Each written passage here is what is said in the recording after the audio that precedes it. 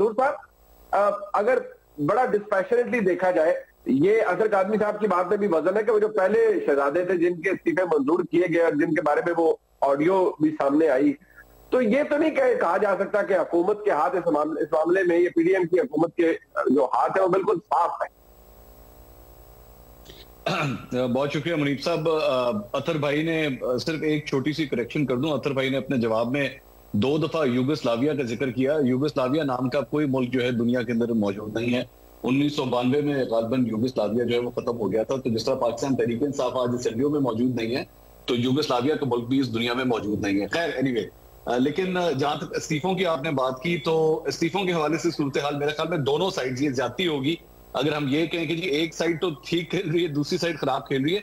Fact of the matter is कि दोनों साइडें ही सियासत कर रही हैं। अतर भाई की बात बिल्कुल दुरुस्त है कि स्पीकर साहब ने जब पहले इस्तीफे मंजूर किए थे तो वो भी एक पॉलिटिकल चाल थी। वो ये देख रहे थे कि जिन हलकों के अंदर जो है उनके कैंडिडेट्स के विनिंग चांसेस काफी हैं, उनके इस्तीफे तो मंजूर कर लिए, उसमें किसी किस्म की शर्त शराइत नहीं थी, उसमें आपको इंडिविजुअली आके उनको वेरीफाई करने की भी जरूरत नहीं थी। उन्होंने अपनी सियासी चाल के मुताबिक उनको एक्सेप्ट कर दिया और अब जो है वो इस तरह की शराइत लगाई जा रही है कि जी आप लोग एक एक करके आए। और दूसरी जाने पाकिस्तान तहरीक इंसाफ का जहां तक ताल्लुक है, वो भी सियासी चाल के तौर पे ही इन इस्तीफों को लेके चल रही है। अगर वो चाहते तो मेरे ख्याल में डे 1 से जब कासिम सूरी साहब डिप्टी स्पीकर थे, तो उसी वक्त राजा परवेज अशरफ साहब जब आए थे और उन्होंने सबको बुलाया था, तो बसों में भर भर के जाते, सारे के सारे जाके उसको वेरीफाई कर लेते। लेकिन पार्लियामेंट लॉजेस भी नहीं छोड़नी थी, इस किस्म के मजे भी लेने थे, और नहीं उन्होंने उस वक्त इस्तीफे अपने एक्सेप्ट करवाए। और दूसरी बात यह कि अगर आप इस तरह की सूरत हाल पंजाब और केपी की असेंबली की उठा के देख लें, तो मरियम नवाज ने ओपन चैलेंज दिया था पाकिस्तान तहरीक इंसाफ को कि जी आप ये असेंबलियां तहलील करें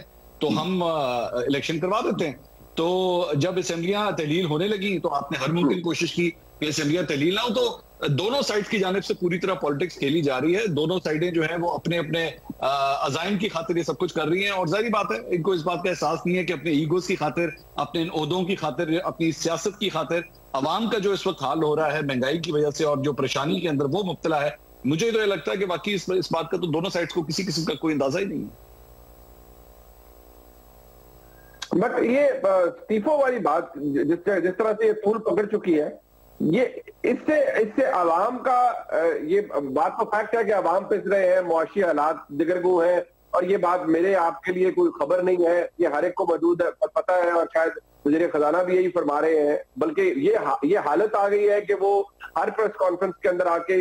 ये बात करते हैं कि मैं यकीन दिलाता हूँ मुल्क डिफॉल्ट नहीं करेगा। तो अल्लाह ताला रहमत फरमाए, हमारे लिए बड़ी अलार्मिंग सिचुएशन है पाकिस्तान की। लेकिन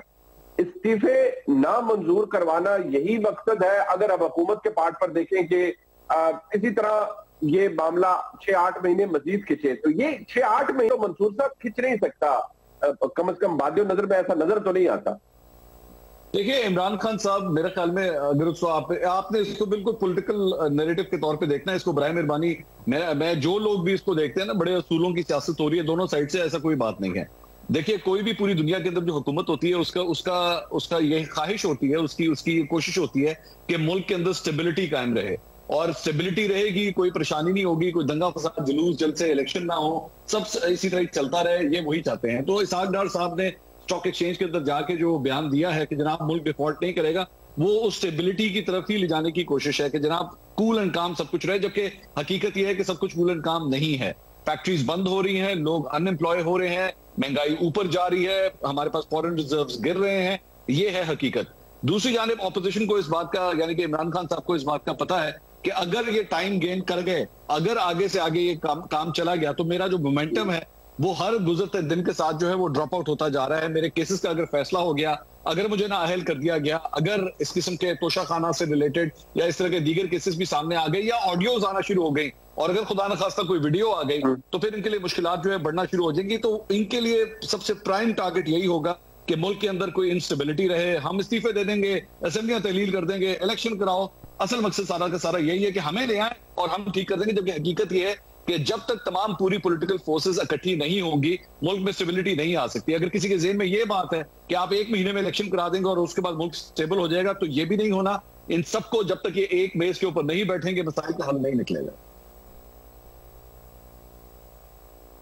बट इमरान खान साहब ने तो खैर वैसे कह भी दिया कि उनको भी नजर नहीं आ रहा कि इलेक्शन जल्दी होगा। बट शायद कोई आपको शाह महमूद कुरैशी साहब की बात से नजर आता है कि